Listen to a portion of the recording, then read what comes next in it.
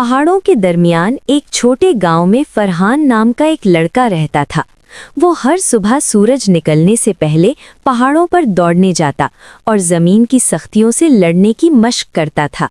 गांव के लोग कहते, ये लड़का कुछ नहीं कर पाएगा, लेकिन फरहान खामोशी से मेहनत करता रहा। एक दिन गांव के बच्चों ने सबसे बुलंद पहाड़ की चोटी पर दौड़ने का चैलेंज दिया। सब हंस रहे थे, मगर फरहान ने अपनी रफ्तार और हौसला बरकरार रखा।